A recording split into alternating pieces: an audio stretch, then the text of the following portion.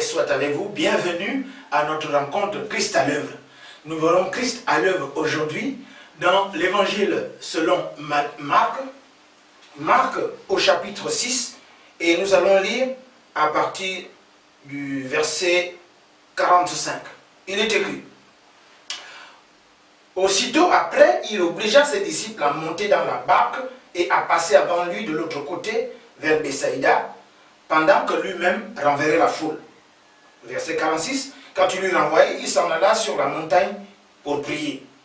Le soir étant venu, au verset 47, la barque était au milieu de la mer et Jésus était seul à terre. Verset 48, il vit qu'ils avaient beaucoup de peine à ramer, car le vent leur était contraire. À la 4e veille de la nuit environ, il alla vers eux, marchant sur la mer, et il voulait les dépasser. Verset 49, quand ils virent marcher sur la mer, ils crurent que c'était un fantôme, et ils poussèrent des cris. Verset 50, car ils le voyaient tous, et ils s'étaient troublés. Aussitôt Jésus leur parla et leur dit: rassurez-vous, c'est moi, n'ayez pas peur. Puis il monta vers eux dans la barque, et le vent cessa. Ils furent en eux-mêmes tous stupéfaits et remplis d'étonnement, car ils n'avaient pas compris le miracle des pains, parce que leur cœur était endurci. Encore une fois, bienvenue à notre rencontre habituelle Christ à l'œuvre. Je suis excellent à PM, l'apôtre Paul Messi, l'ange des ténèbres qui se tient devant la face de Dieu. Alors j'officie au Gabon, au ministère colonne de feu et de nuée, selon Exode chapitre 13, verset 21. Alors, avant que de partager cette parabole, cette allégorie du Seigneur Jésus, avant que de voir Christ à l'œuvre, je vais d'abord prier. Père de gloire, manifesté en Jésus-Christ, merci pour les moments que tu nous donnes de pouvoir partager les merveilles de ton royaume. C'est pour ça qu'au nom de Jésus-Christ, je m'élève et je m'oppose contre tout raisonnement, toute hauteur qui s'opposerait à la connaissance de Dieu. Et je ramène toute pensée captive à l'obéissance de Christ. Et je soumets sous ces ondes, quelle que soit l'influence, l'activité, la manifestation, je soumets toutes ces activités contraires à la vie zoé de Dieu. Je prie cela au nom de Jésus-Christ de Nazareth. Amen. Alors, cette histoire, nous la connaissons déjà, mais nous allons insister sur le fait que non, Jésus-Christ n'est pas un fantôme. Alors, pour mettre cette histoire dans son contexte, il s'agit de quoi? La Bible nous dit que aussitôt après, n'est-ce pas, Jésus met ses disciples dans une barque. Aussitôt après quoi? On vous souviendra que Jésus-Christ venait de multiplier les pains. Donc, il met ses disciples dans une barque, il les oblige et il leur dit: écoutez, vous passez de l'autre côté, pendant que lui, Jésus-Christ, est resté à terre pour renvoyer la foule. Et après avoir renvoyé la foule, n'est-ce pas, il est allé prier et il est resté seul à terre. Et la Bible nous apprend plus loin que, chemin faisant, la barque s'est retrouvée au milieu de la mer, et dans cette mer-là, le vent était contraire, et Jésus constate qu'ils avaient des difficultés à ramer, parce qu'effectivement, ce vent les contraire, la barque était battue par les flots, donc il y avait une opposition. Et la Bible nous déclare qu'à ce moment précis, effectivement, Jésus-Christ va vers ses disciples, n'est-ce pas, et il marche sur la mer.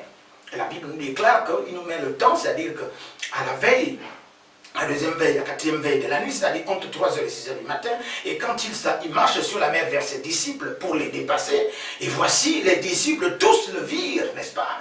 Et effectivement, ils l'ont pris pour un fantôme, ils pensaient que c'était un fantôme, et ils poussèrent des cris. Et Jésus leur dit: rassurez-vous, c'est moi, n'ayez pas peur. Et il les rejoint dans la barque, et finalement, le vent cesse, et ils vont de l'autre côté, et puis ils sont stupéfaits de voir encore des merveilles de Christ. Alors examinons cela un peu sous l'onction du Saint-Esprit et par la grâce que Dieu m'a accordée.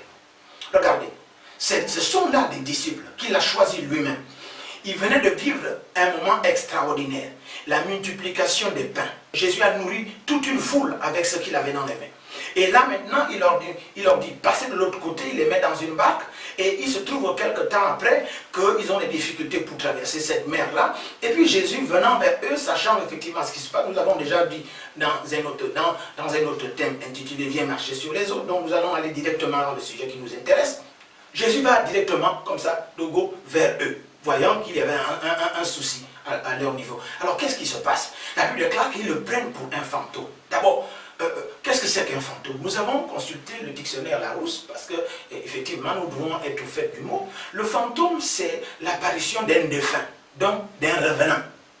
Si nous nous arrêtons d'abord là, un revenant, un défunt, ça veut dire que quelqu'un est mort et qu'il revient, n'est-ce pas, sous l'apparition, n'est-ce pas? Or, ce Jésus-Christ-là, il venait à peine, n'est-ce pas, d'être avec eux, il les oblige à monter dans une barque, il a multiplié les pains, il a fait des miracles, et il est resté renvoyer la foule. Maintenant, comment peut-il venir là, maintenant, à cet instant, quelques instants après, ou bien quelques heures après, et il a eu le temps de mourir quand pour devenir un fantôme, pour devenir un revenant? Vous voyez un peu, dans quelle situation, dans quel moment, dans quelles circonstances, dans les événements de la vie qu'il faut faire en sorte qu'on perde même la raison, on perd même le fil normal de la vie. Donc ils le prennent pour un fantôme. La deuxième chose c'est quoi? Bon, un fantôme, on va comprendre que là, il fait nuit. Nous sommes à la veille, la 4e veille de la nuit, donc entre 3h et 6h du matin. Donc il fait nuit et la barque a des problèmes, ils sont dans le noir. Maintenant, ils voient effectivement quelqu'un qui marche sur les eaux qui vient vers eux. Ils ne le reconnaissent pas. Pourquoi? Nous pouvons dire par la révélation du Saint-Esprit que bon, Jésus-Christ est la lumière qui luit dans les ténèbres. N'est-ce pas? Et comme nous l'allons le voir un peu plus loin, alors donc Jésus-Christ est lui-même la lumière. Donc il voit une lumière, effectivement, qui s'approche, qui marche sur la mer et qui vient vers eux. Ils le prennent pour un fantôme et ils se mettent à pousser des cris.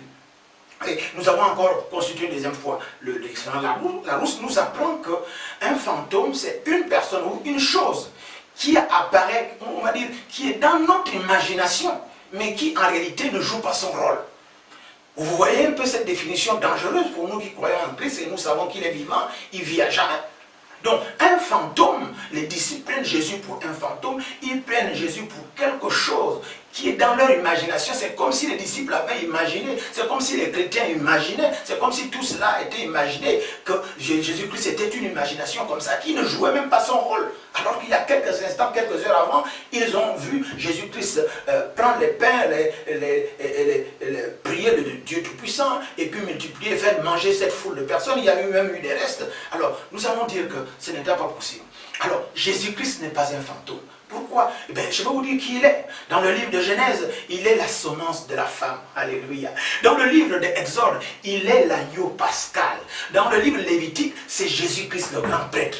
Dans le livre de Nombre, il est la colonne de feu qui éclaire la nuit et la colonne de nuit qui conduit la journée. Dans le livre de Deutéronome, il est le prophète comme Pierre. C'est Jésus-Christ de Nazareth qui prend pour un fantôme. Non. Dans le livre de Josué, il est le capitaine de notre salut. Les disciples prennent Jésus pour un fantôme. Non, ce n'est pas un fantôme. Dans le livre de Juge, il est le juge et le législateur. Dans le livre de Ruth, il est le législateur. Alléluia. Dans le 1 Samuel et 2 Samuel, il est le prophète de confiance. Les disciples prennent Jésus pour un fantôme. Un fantôme, c'est quelque chose qui apparaît, qui est dans notre imagination. Jésus-Christ n'est pas une imagination. Jésus-Christ est vivant. Il vit à jamais. Il est la parole qui s'est faite chair et qui habite parmi nous. Et nous avons vu la gloire de ce don. Et oui, ce n'est pas un fantôme. Dans le livre de 1 et 2 rois, et le livre des Chroniques, il est notre roi qui règne. Alléluia. Dans le livre d'Esdras, il est, on va dire, le scribe fidèle. Dans le livre de Néhémie, il est le reconstructeur de toutes les barrières, on va dire, détruites dans la vie des humains. Et dans le livre de Esther, il est notre Mardoché. Jésus-Christ n'est pas un fantôme. Dans le livre de Jean, on parle de lui comme le roc du ciel et on va dire l'éternel et notre éternel rédempteur. Dans le livre de Psaume, il est l'éternel notre berger. Les disciples et tous les hommes qui sont autour de nous, les parents, amis et connaissances, pense que Jésus-Christ c'est une imagination, donc c'est un fantôme, c'est quelque chose qu'on imagine pour pouvoir, je ne sais pas, endormir ou bien pour pouvoir, comme il dirait que la religion est l'opium du pauvre. Non, Jésus-Christ est vivant. Dans le livre de Psaume dont je disais tout à l'heure, c'est l'Éternel notre berger. Dans le livre de Proverbes, il est l'Ecclésiaste, notre sagesse. Alléluia. Dans le livre des Cantiques, il est l'amoureux.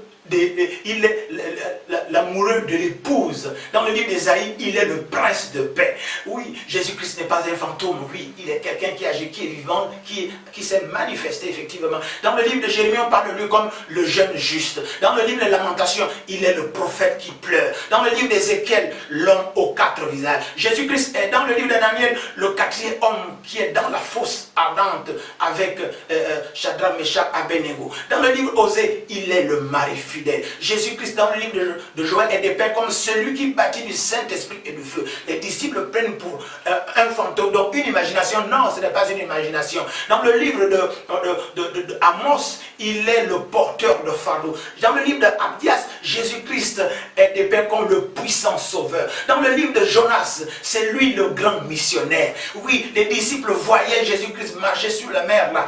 Mais je vous rappelle, ils l'ont pris pour un fantôme. Mais je vous dépeins dans toute la Bible comment il apparaît. Oui, dans le livre de Michée, c'est le messager au beau pied. Dans le livre de Nahum, il est le vengeur des élus de Dieu. Dans le livre d'Habakkuk, il est l'évangéliste de Dieu criant, n'est-ce pas, accomplis l'œuvre de Dieu maintenant. Dans l'évangile de Sophonie, c'est lui le sauveur.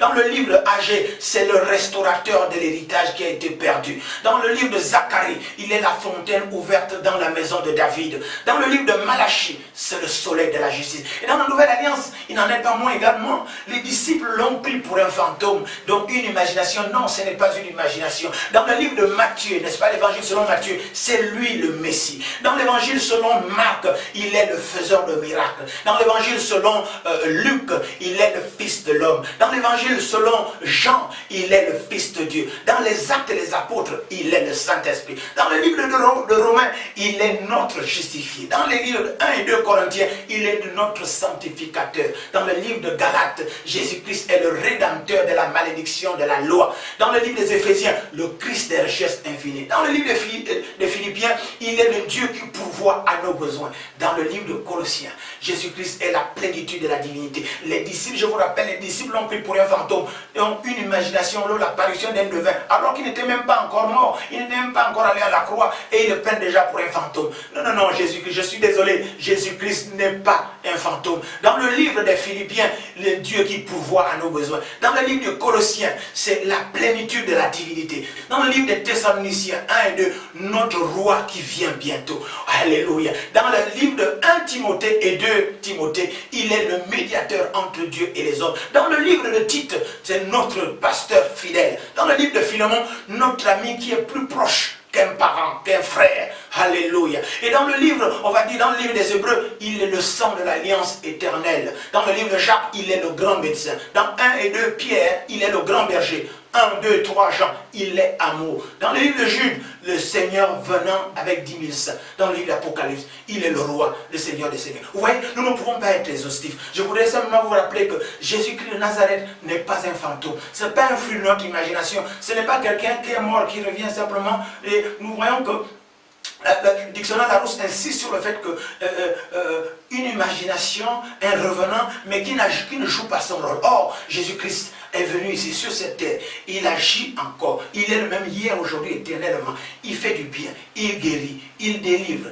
il bénit, et le royaume des cieux est proclamé. Il y a des témoignages autour de nous. Or, un revenant ne peut pas le faire, un fantôme ne peut pas faire. Et nous n'avons pas été exhaustifs. Nous pouvons dire que Jésus-Christ également, c'est le sacrifice d'Abel. Jésus-Christ, c'est la forme de David. Jésus-Christ, c'est le mari des veuves, c'est le père des orphelins. Jésus-Christ, c'est l'arc-en-ciel de Noé. Jésus-Christ, c'est, on va dire, le bélier d'Abraham. Jésus-Christ, c'est l'étoile brillante du matin. Jésus-Christ, c'est la verge de Aaron. Jésus-Christ, c'est la cité de perles. Jésus-Christ, c'est le miel dans le rocher. C'est le puits d'Isaac. C'est le bâton d'Élisée. C'est l'échelle de Jacob. C'est le manteau d'Élie. Jésus-Christ est le rocher des âges. Jésus-Christ est la vie. Jésus-Christ est le chemin, la vérité et la vie. Et nous voyons qu'il agit jusqu'à ce jour. Je voulais simplement vous dire que, oui, ne soyez pas comme ces disciples qui venaient de vivre un miracle et qui, tout de suite après, prennent leur maître pour un fantôme. Non, Jésus-Christ est le même hier, aujourd'hui, éternellement. C'est Jésus-Christ à qui vous avez entendu ou bien vu faire des miracles. Il n'est pas un fantôme, c'est quelqu'un qui existe bien. Et la Bible déclare qu'il avait accompli son ministère sur la terre. Et il a porté nos péchés, nos iniquités, nos transgressions. Et le châtiment qui nous donne la paix est tombé sur lui. Et c'est par ses maîtres que nous sommes guéris. Il est allé à la croix. Et là-bas, à la croix, n'est-ce pas, il a dit, Père, tout est accompli. Il a été, n'est-ce pas, descendu dans le séjour des morts. Il est ressuscité au 3e jour. Il est assis à la gloire de Dieu le Père. Il intercède pour nous. Jésus-Christ de Nazareth est vivant et il vit à jamais. Ce n'est pas du tout un fantôme. Nous avons dit, sans avoir été exhaustifs parce que nous ne pouvons pas être... Il y a également la main cachée. Il y a tellement de choses de notre Jésus-Christ selon les circonstances, les situations de notre vie. Alléluia. Encore une fois, béni soit notre Seigneur. Si tu veux effectivement faire partie de ces disciples, mais les disciples qui aujourd'hui comprennent à cause de cet enseignement, parce qu'il a dit, ceux qui auront cru enseigner leur ce que je prescris, alors il suffit pour cela de répéter après moi, pour être un enfant de Dieu. Jésus-Christ est la lumière. Alléluia. Vous répétez simplement, Seigneur Jésus, j'ai entendu parler de toi, je t'ai même vu à l'œuvre, mais je pensais que tu étais un fantôme. Avec la prédication de l'excellent APM, l'apôtre Paul ici, je viens de comprendre que tu es vivant et tu vis à jamais. C'est pour ça que maintenant, je viens à toi, je t'accepte et je te reçois comme mon Seigneur et Sauveur personnel. Prends ma vie en main et je te remercie au nom de Jésus-Christ. Nous voulons ainsi de prier. Alléluia. Encore une fois, je vais prier moi aussi. Père Saint, dans le nom de Jésus-Christ de Nazareth. Oui, Seigneur, les disciples t'ont pris pour un fantôme. Nous qui croyons en toi, nous sommes tes serviteurs. Nous savons que tu vis à jamais et que chaque situation dans notre vie, tu es présent et que tu agis. Or, un fantôme ne joue pas son rôle. Or, toi, tu joues un rôle de protecteur, d'amour. Tu es de joie, de paix, de félicité. Tu prophétises sur nous et tu veilles sur nous. C'est pourquoi je prie au nom de Jésus-Christ de Nazareth que tous ceux qui sont touchés par cette parole viennent à toi et pour qu'ils puissent voir la manifestation de ta présence. Pour voir que tu n'es pas un fantôme et que tu es bien vivant. Au nom de Jésus-Christ. Amen. Nous sommes arrivés au terme de notre rencontre d'aujourd'hui.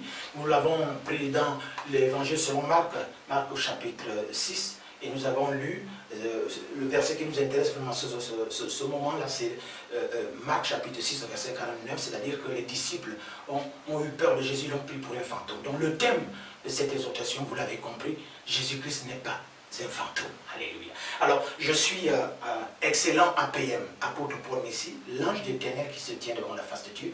J'officie au Gabon, au ministère colonne de feu et de lumière, selon Exode 13, au chapitre 23, n'est-ce pas? Et la Bible nous enseigne qu'effectivement, crois au Seigneur Jésus et tu seras sauvé, toi et ta famille. Alors, pour pouvoir nous rencontrer, nous avons à Libreville, au 6e arrondissement, au lieu dit de Saint-Yon, à la nouvelle cité, une église qu'on appelle la maison de prière, dont le pasteur n'est autre que la bergère Saint-Élie à Lévé.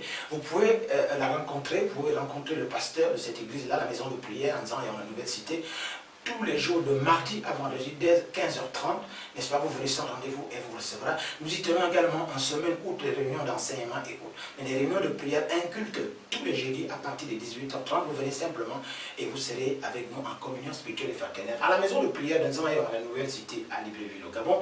Alors, vous pouvez également venir au grand culte de l'adoration, surtout les dimanches matin à partir de 9h. 9h15 par là, vous serez notre invité, bienheureux, les invités au repas du Seigneur. Alors, si vous êtes du côté de l'autre commune qu'on appelle Ntoum, n'est-ce pas, de l'endroit dit des Deux Lions, en face, et ou plutôt derrière le site des eaux et forêts, nous appelons ce lieu la cathédrale Joie Parfaite. Et dans cette assemblée, le pasteur n'est autre que la révérende Roseline Messi, qui reçoit également les mêmes heures, les mêmes jours, c'est-à-dire les mardis à vendredi, et ce, dès 15h30, vous venez sans rendez-vous. Par contre, en tout là-bas, à la cathédrale Joie Parfaite, nous avons en semaine, outre les réunions de prière et autres, donc tous les mardis, un culte de prière, de délivrance à partir de, on va dire, 17h jusqu'à 19h. Et puis le grand culte d'adoration de tous les dimanches matin à partir de 10h. Et quant à moi, excellent APM, si vous voulez me rencontrer, eh bien écoutez, vous appelez avec les numéros qui s'affichent. Si vous êtes hors du Gabon, avec l'indicatif 241, qui précède le numéro 06 63 06 40, 05 32 58 80. Si vous n'arrivez pas à me joindre, vous appelez, je vais décrocher. Et si vous n'avez pas les unités, comme on dit chez nous, vous appelez, vous bipez, moi je vais vous rappeler et nous ne pourrons pas avoir cette discussion si vous êtes à l'extérieur du Gabon ou au Gabon même. Alors, vous pouvez également envoyer un SMS. Je réponds à tous les SMS. Ça peut prendre un peu de temps pour répondre parce qu'il ne s'agit pas de répondre en tic au tac, il s'agit de prendre votre requête, amener auprès du Seigneur et puis voir, je verrai ce que le Seigneur me dirait pour que je vous la répercute, pour que votre joie soit parfaite et le nom de Jésus-Christ glorifié. Alors, vous pouvez également, effectivement, à partir de ces numéros, prendre en contact avec moi. Je pourrais vous recevoir soit à Libreville, soit en tout, n'est-ce pas? Ne vous inquiétez pas, dès que vous m'avez au téléphone, je vous reçois et que, effectivement, Jésus-Christ de Nazareth n'a pas changé.